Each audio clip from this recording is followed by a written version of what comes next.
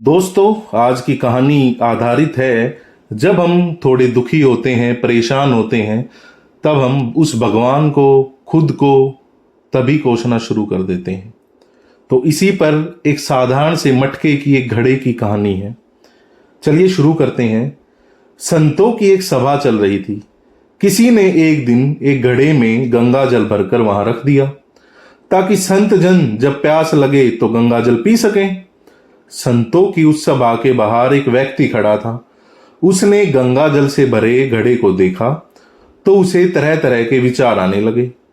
वह सोचने लगा, अरे ये घड़ा कितना भाग्यशाली है, कितना खुशनसीब है। एक तो इसमें किसी तालाब पोखर का नहीं बल्कि गंगा जल भरा हुआ है। दूसरा, यह अब संतों के काम आएगा। संतों का स्पर्श मिलेगा, उनकी सेवा का अवसर मिलेगा। ऐसी किस्मत किसी किसी की होती है।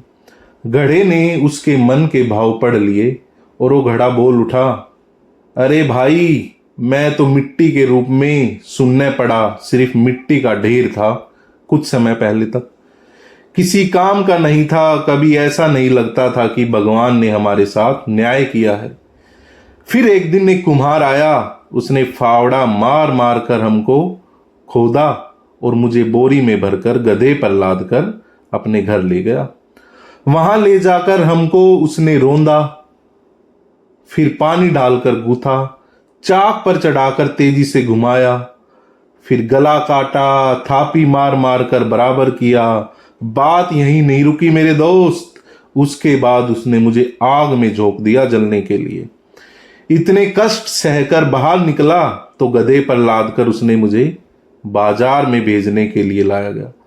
वहां भी लोग मुझे ठोक ठोक कर देखते, मुझे कई तरीकों से जांचते। ठोकने के पीटने के बाद मेरी किस्मत में कीमत भी लगाई तो क्या, 20 से 30 रुपए। मैं तो पल पल यही सोचता रहा कि हे भगवान, हे ईश्वर, हे अल्लाह, सारे अन्याय मेरे ही साथ करने हैं क्या? रोज एक नया कष्ट, नई पीड़ा देते हो। मेरे साथ बस अन्याय ही अन्याय होना लिखा है। लेकिन ईश्वर की योजना कुछ और ही थी दोस्त। किसी सज्जन ने मुझे खरीद लिया और जब मुझ में गंगा जल भरकर संतों की सभा में भेज दिया, तब मुझे आभास हुआ कि कुम्हार का वह फावड़ा चलाना भी उस परमात्मा की रहमत थी। उसको मुझे वह गूंथना भी उस परमात्मा की रहमत थी। मुझे आग में जलाना भी उस परमात्मा की मौज थी। और बाजार में लोगों के द्वारा ठोके जाने भी उसकी ही मौज थी। अब मालूम पड़ा कि मुझ पर सब उस परमात्मा की रहमत थी।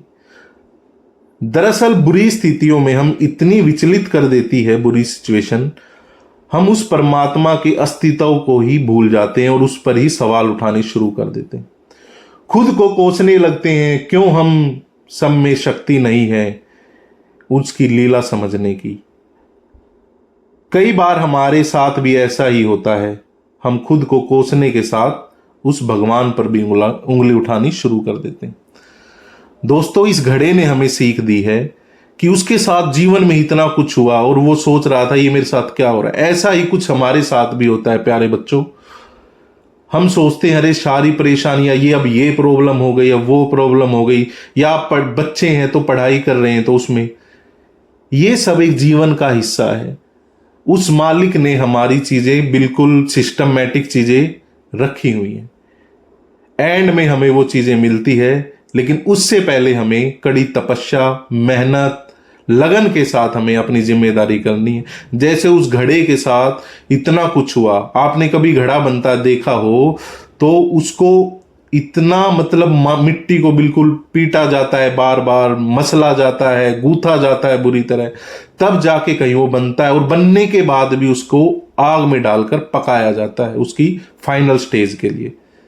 तो ऐसा ही कुछ हमारा जीवन है। ये कहानी है, इससे पहले कुछ दोहे भी सुने हैं आपने। इसी तरह एक टीचर भी होता है। कुम्हार और मटके का एक एग्जाम्पल भी है, दोहा भी है। उसमें क्या है कि टीचर भी बच्चे के साथ कड़ा व्यवहार या थोड़ा सा रूड बिहेव इसीलिए भी करता है कि बच्चा सीख जाए, आगे के लिए प्रिपेयर हो जाए।